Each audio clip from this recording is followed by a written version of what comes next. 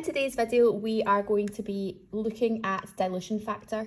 We're going to learn how to calculate the dilution factor by using a ratio, and then we are going to work out how you can work out the aliquot or the initial volume that you're going to have to put into a final volume for a specific dilution. So in example 1, it says what volume of stock solution must be added to a 100 ml flask to produce a 1 to 25 dilution once the flask is filled to the mark with the solvent.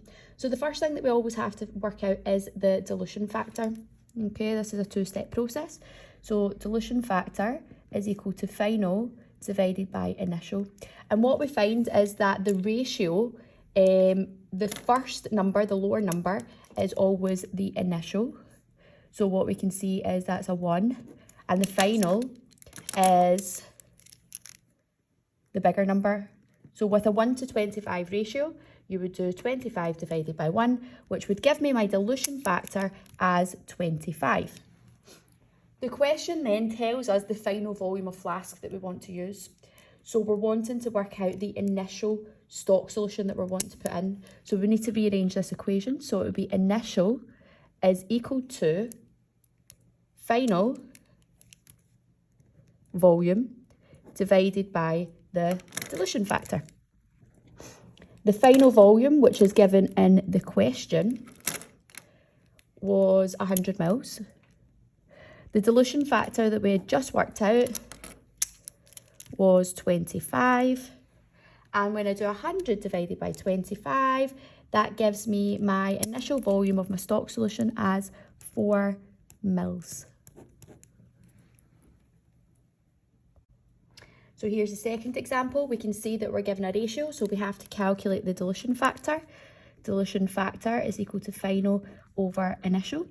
And remember, when we're looking at our ratio, the lower number is always my initial. So that would be 1, and my final volume is the big number, which is 200. So if I do 200 divided by 1, that gives me a dilution factor of 200. The question then gives me a small aliquot, so that's the small or initial sample. So this time we're going to rearrange for the final volume. So final is equal to dilution factor multiplied by the initial. We've already worked out the dilution factor. The dilution factor was 200. And we need to multiply that by the aliquot, or the small sample that they've given, which was 5 mils out of my pipette. So if I do 200 times by 5, that allows me to work out the size of the volumetric flask that I would need to use, which would be 1,000 centimetres cubed, 1,000 mils, or a 1 litre.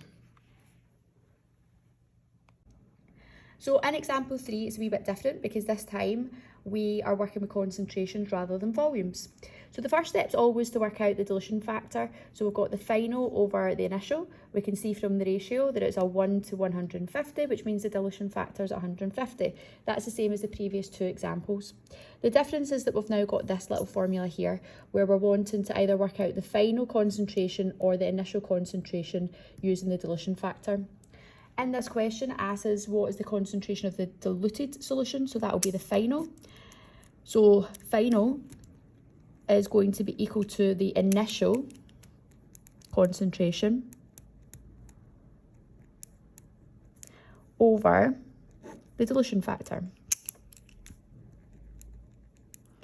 So if we were to substitute that in, the initial concentration that we've been given is 0.020 divided by the dilution factor that we had worked out, which was 150.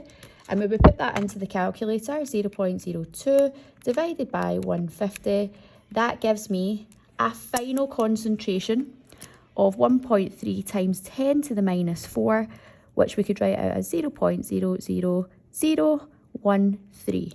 And what we can see is that the concentration of this is less than the initial, and that's because we've diluted it with water. So with example 4, we can see that we have a ratio. So the first thing that we're going to do is work out the dilution factor. Dilution factor is equal to final over initial. Remember that your initial is the low number, which will usually be 1. My final in this example is 75. So I'll pop in the 75. and that will give me a dilution factor of 75. The next step that we need to do is we need to decide about whether this question is asking us for the final concentration or the initial concentration. What we can see there is the question saying what was the concentration of the stock solution, which means this time we're working out the initial concentration. So we would have initial is equal to final times dilution factor. The final concentration, which was given in the text, is 4.85 times 10 to the minus 3. We'd multiply that by the dilution factor that we'd worked out as 75. I'm going to pop that into my calculator. 4.85 times 10 to the minus 3 times by 75. That will give me an initial concentration of 0.36375. Now, to double check myself, that is correct. But what I'm going to do is I'm going to write out this fully. So that could be written as 0.00485. What I can see is that this is a lower number than this, so this definitely is my initial concentration, because as you dilute something, the concentration decreases. This past paper question is from the Advanced Higher Revised 2015 Multiple Choice 28. The most appropriate pieces of equipment to use when diluting a solution by a factor of 10 would be. So the first thing that I can see is talking about appropriate pieces of equipment. So these are specialised pieces of equipment such as pipettes and standard flasks. A cannot be correct because a measuring cylinder is not an appropriate piece of equipment for accurately measuring.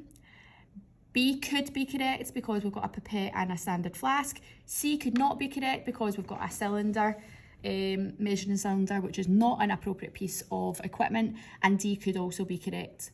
But what we're looking for is a dilution factor of 10. And that means we're going to be either looking at B or D. The correct answer is D, but I'm going to show you why that's the case. If we take the initial and the final, because we would take the dilution factor, which is equal to final over initial. We know that our initial is the small volume, and that would be used using a pipette, so that would be writing 25. My final would be where I'm putting it, and that would be into my standard flask. I'm going to put that into my calculator, 250 divided by 25. That gives me a dilution factor of 10. If we were to do the working for, so this is D, which is the correct answer. But if we were to do the working for B, which uses the same pieces of equipment, we do dilution factor is equal to final over initial. The initial is always using the smaller pieces of equipment. So this would be using your pipette to get your small accurate volume, which would be 10. My final volume would be putting it into my standard flask, which would be 50. I'm going to put that into the calculator, 50 divided by 10. That would actually give me a dilution factor of 5, which is not what the question's asking. So the correct answer to this is multiple choice answer D. This past paper question is from the Advanced Higher 2022, written 10B, part 1. The question asks us to state the volume of eucalyptus required to prepare this stock solution. So the first thing we're always going to have to work out is the dilution factor, which is equal to final over initial.